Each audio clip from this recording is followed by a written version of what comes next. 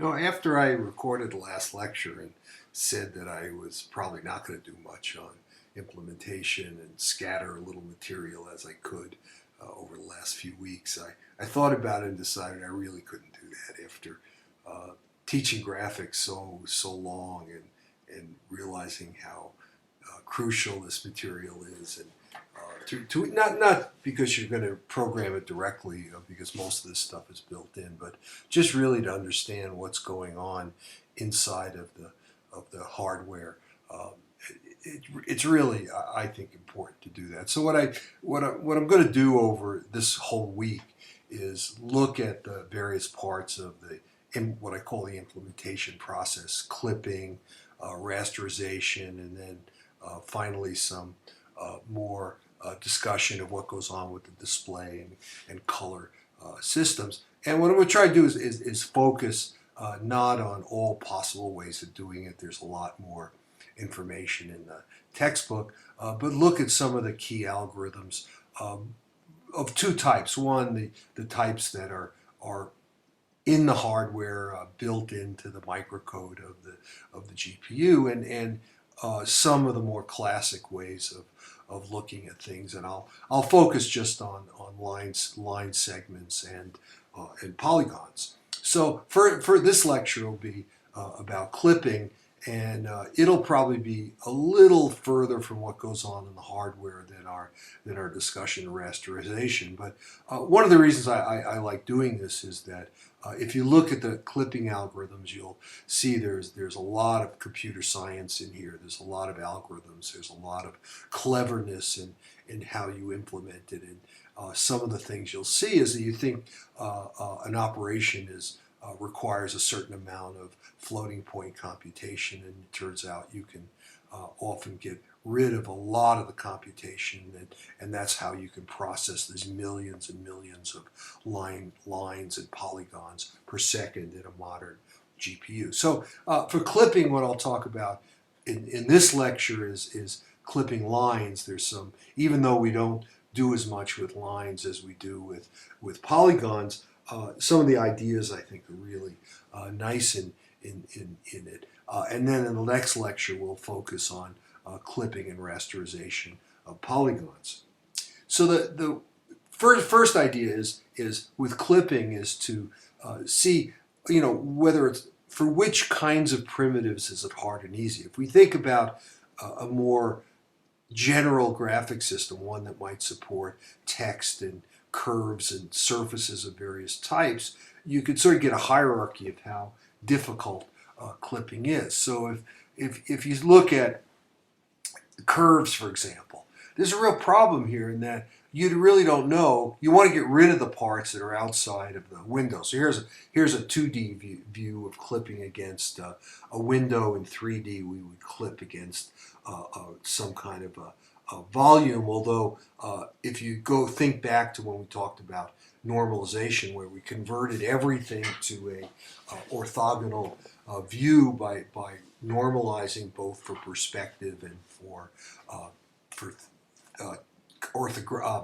parallel projections, we could convert all of those to orthographic projections. Those are the things we're going to consider, and you can see that even from the 2D example, that curves can be very difficult. So, for example, for a curve here, which I might know analytically, I have a function that gives it explicitly. I may not know how many places it crosses over the edge of the window, or in 3D and volume, and computing them may not really be a feasible thing to do, because you might have to apply some complex numerical method to find where these intersections actually are. For something like a quadric, here's a little ellipse, it's probably possible, and we'll talk about quadrics more next week, and when we talk a little bit about ray tracing the final week. But then you can have something like this spiral, which would be fairly easy to define mathematically, but has just all kinds of intersections with the side of the window, and figuring out what part to keep and what part to throw away is pretty difficult and probably not practical in a graphic system. So one strategy would be for curves to take them and break them up into little line segments, and then the kind of line segment algorithms that we'll be talking about today will work. But if you have a real graphic system, generally you're doing this at a higher level. You're saying, well, I'm going to convert curves into line segments, and that's the subject of what we're going to be doing next week. Now, text is kind of a special case, and older graphic systems that supported text often would distinguish text in terms of the quality of what you wanted to do. So, for example, in the lowest quality level, you could put a box around this text, which might have words or a whole string inside of it, and say, well, look, if any part of that box intersects the edge, I'll just throw it all away.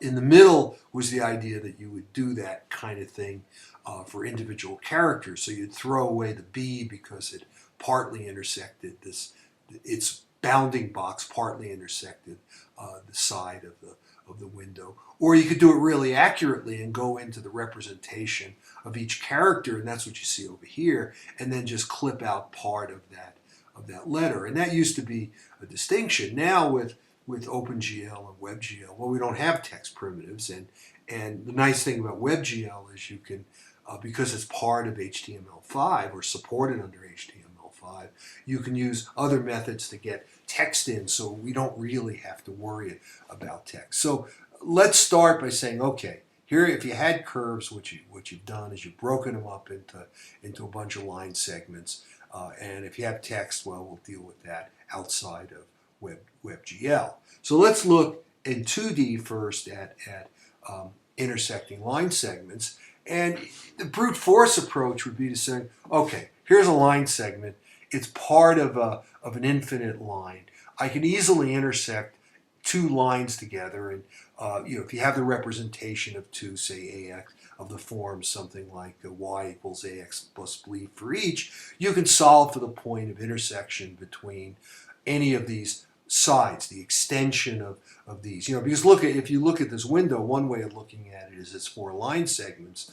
Another way you can look at it, it's the area created by intersecting four infinite lines. So if you had those equations, you could sort of brute force your way through them, find all these intersections, and then find if the intersection was inside of this box or whether it intersected the side of the box like this line segment EF. And it's inefficient because every time you're doing an intersection, you require one floating point division to do that, because you have these two equations, y equals ax plus b. You put them together to find the y, and you solve for the x, and then you have to do a division to do that. And divisions in general cost you much more, not just much more than additions and subtractions. They generally cost you a lot more than a multiplication. And so it's brute force, it works, but it's not something you particularly want to do.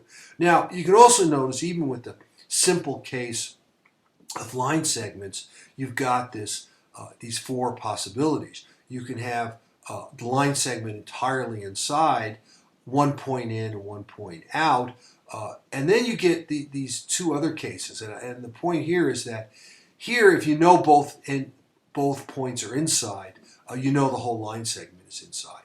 If one is inside and one is outside, then obviously part of it is inside, and you're going to have to find this point of intersection.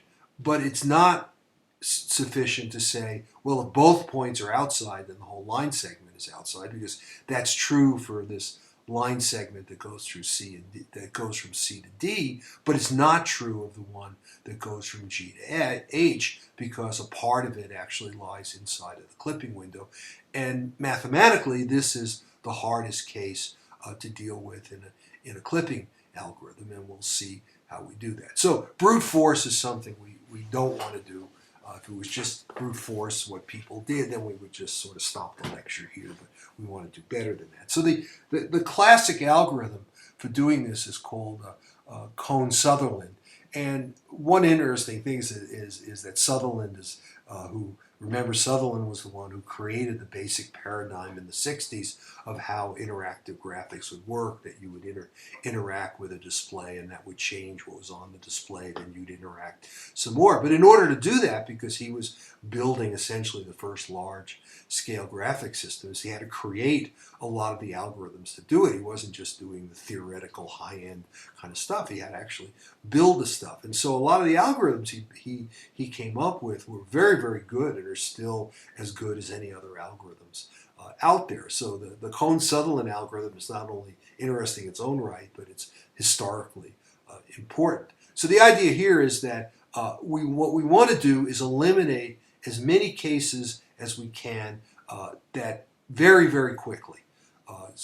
And if you think about it this way, that suppose if you have a simple problem, it really, a simple problem being one that doesn't generate a whole lot of geometry, it really doesn't matter what your algorithm is because you don't have enough geometry to matter. The GPU is so fast it'll do that. But the real interesting part is when you have lots and lots of geometry and you really want to clip efficiently so you can do an application that's real time with that amount of geometry. So what one of the things the Cohn-Sutherland algorithm does is try and eliminate as many easy cases as it can, and then just focus on the cases, the small, hopefully, remaining number of cases where you have to do more complex operations, where here complex means doing a division. So if we can quickly eliminate everything that might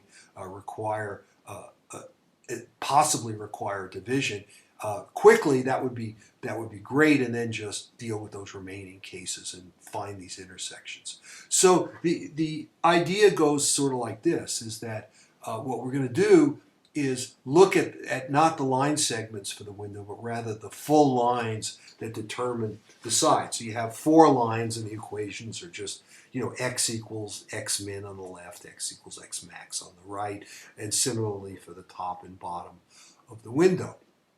So if we look at 2 things, we can argue the following.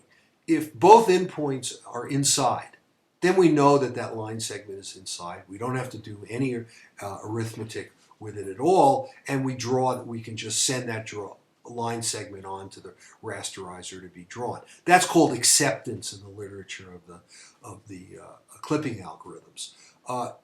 Now the other easy case is this: if both endpoints are outside and on the same side of one of the 4 lines, then we know that line can be discarded, or we call that rejection in the clipping algorithm. So now notice, if you go back, see this case here for C to D is different because it's fully to the right of the right side of the window, while even though for G and H, even though G and H are both outside, they're not both on one side of any side of the clipping box. G is to the left and H is above, and that's not good enough to simply reject it.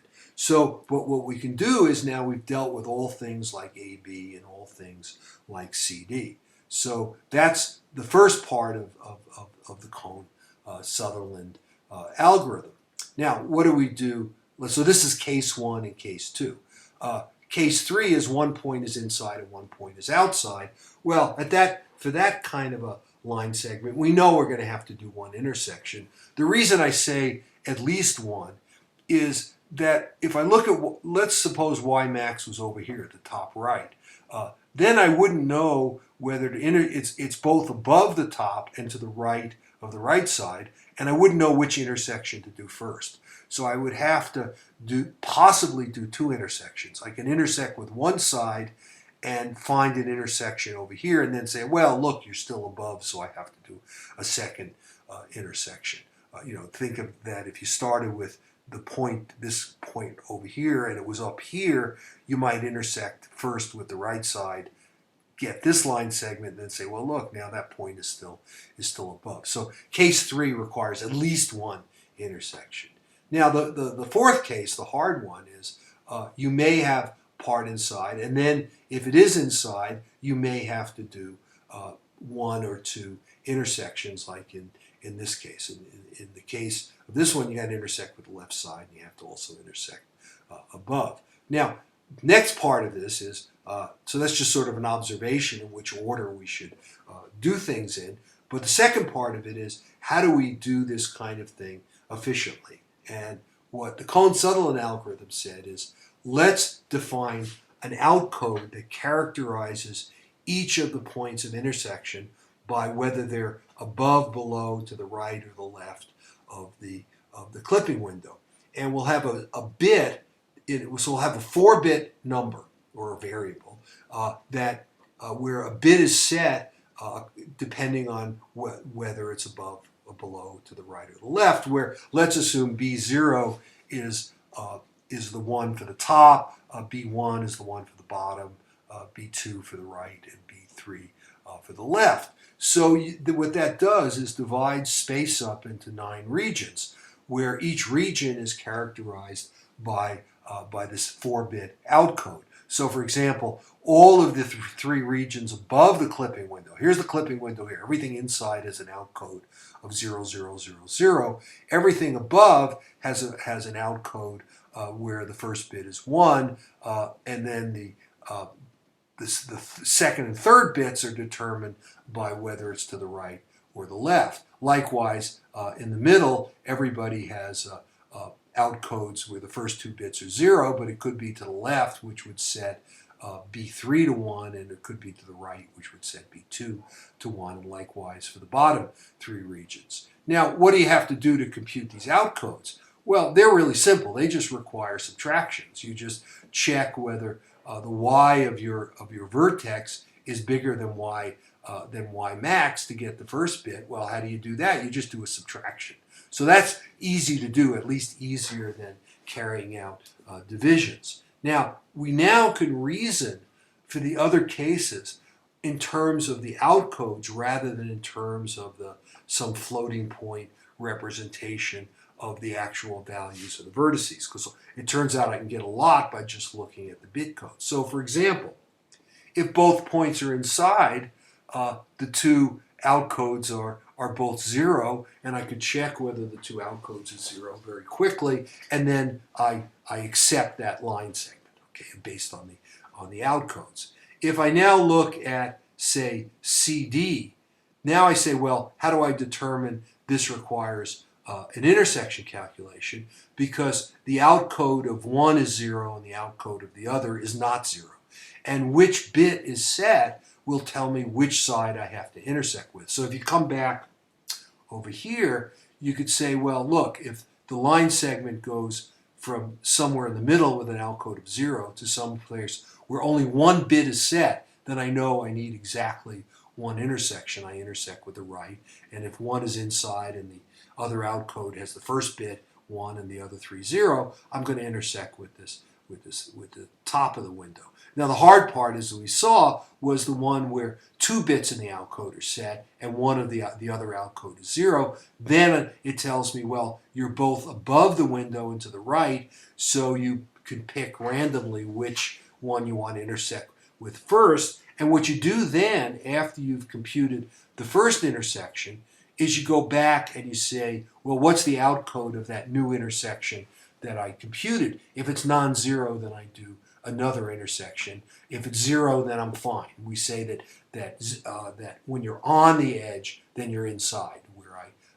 So if I had done, say, let's go back to say a case where this was up, where D was up here, then I could look. If I intersected with the right first, I look at the outcode over here, and if it's above, then I have to do an intersection. If it's down here, like with CD, then I'm finished.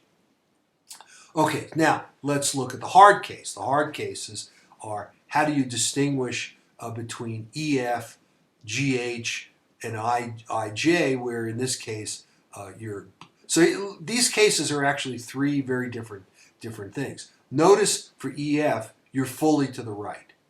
For GH and IJ, you're both to the left and above, and this is where I have to distinguish. Well, how do I get rid of EF? Well, I can note that they have a bit in common.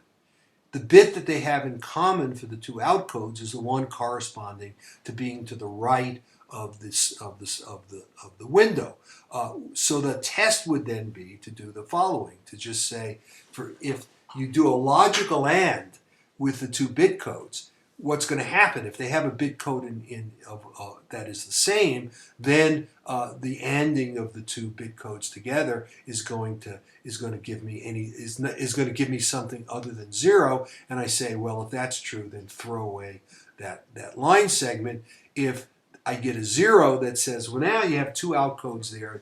One is on one side of the intersection and the other is on the other, and then I have to do the more complex calculation, and that's what I do for G and H. Is that for the GH and IJ, and now I say that the ANDing gives me 0, but I have to shorten the line segments and figure out what to do next. So this algorithm is something called sometimes called reentrant, because you do a check and then you go back in and take the result and apply the algorithm again to it. Now, one of the reasons, so you get a lot of efficiency with this because you've now been doing operations that are just totally bit operations. After you do those subtractions first, then you can just argue in terms of the bits, and it's very, very quick to do. And you're only doing intersections that you really would have to do. So you're not really doing any extra work anyplace in this algorithm. Now, one of the other reasons that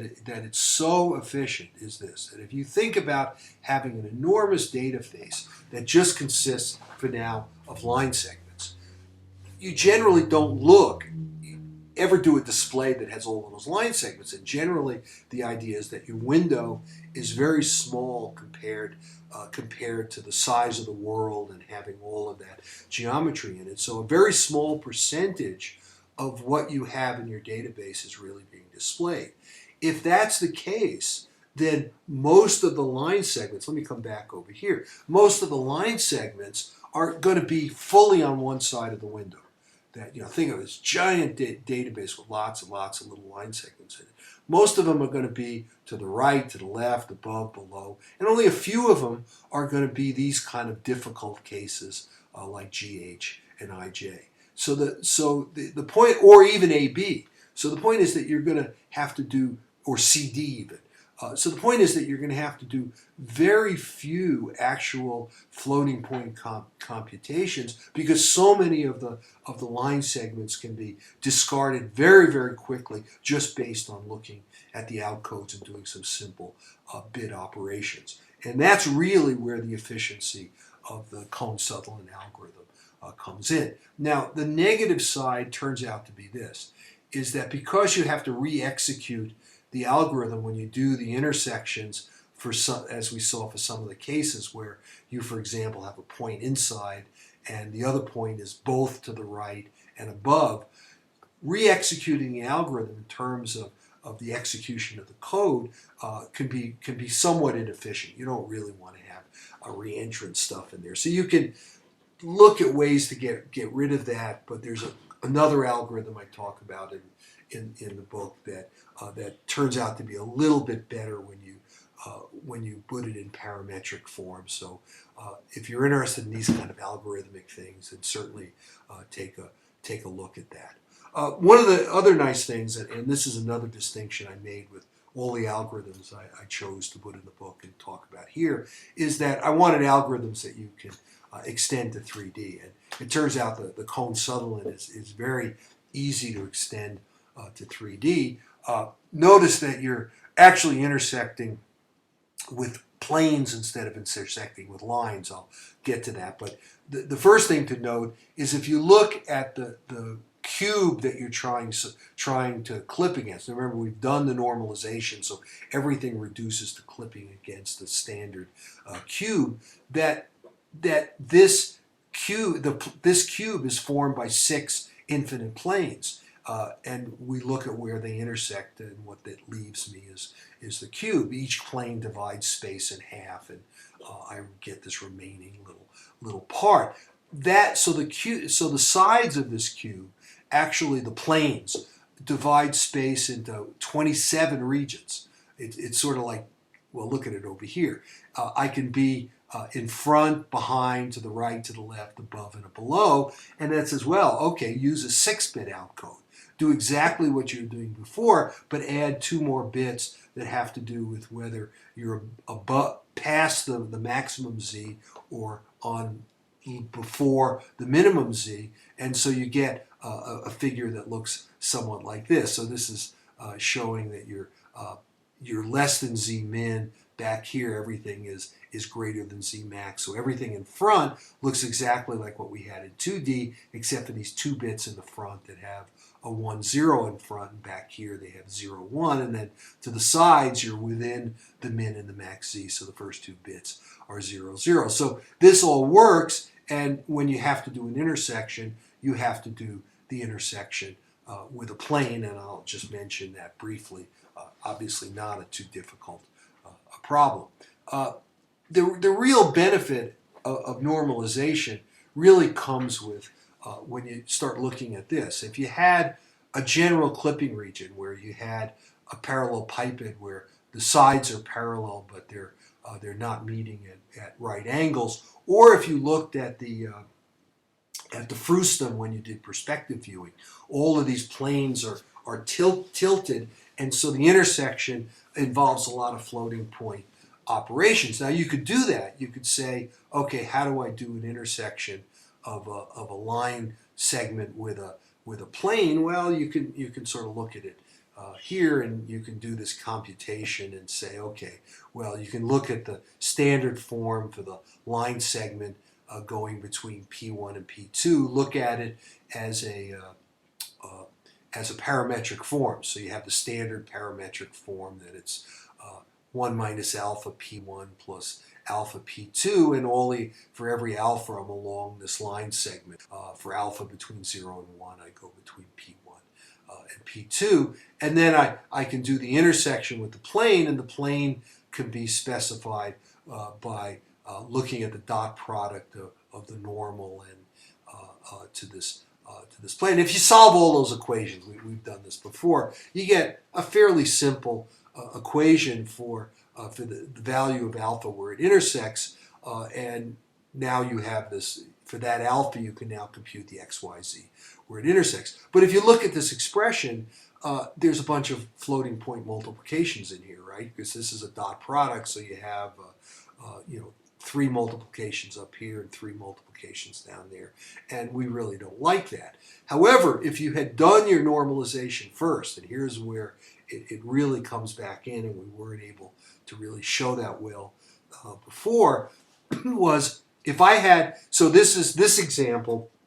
is for an oblique view. So if I come back here saying, well, in an oblique view, you're looking down from down out here. Here's your clipping volume, and the sides are relative to the coordinate axes are all tipped. That's the clipping volume for oblique viewing. But we had said, no, you're not going to do that. What you're going to do is you're going to first normalize the thing to be inside of this we're going to convert it to an orthographic view by doing a shear operation first, where we shear the data. Now, before, when we talked about this, we only talked about what happened to the object, and the object became, so if we had this nice little square here, or cube in 3D, and we sheared it, it had these tip sides, and the projection, though, orthographically of this object would give me exactly what I would have gotten if I had just done this in the original unnormalized space. So you can say, well, you don't really gain much here. Well, you sort of gain one thing, in that you only need one hardware pipeline that only knows how to deal with orthographic views, and that was our argument with perspective viewing. But we didn't really talk about this aspect, which is what happens is that when you do the normalization, the sides now become orthogonal to the projection plane. So now you really don't have to do this kind of an operation for computing the intersection. The intersection is actually trivial. If you want to compute the intersection of a point with the side of the window, you're simply checking the x's, y's, and z's against the sides of which it turned out all going to be plus or minus 1 when you normalize it. So you're just looking if x is bigger than 1 or x is less than 1. So the other real benefit of normalization turns out to be that it reduces clipping to a very simple problem that doesn't require a lot of arithmetic and or floating, in particular floating point arithmetic. Okay, so in the next lecture, what we'll see is, well, what happens if now we're looking at polygons instead of looking at line segments, and we'll see it's another reason why first reducing everything to triangles is going to be so important.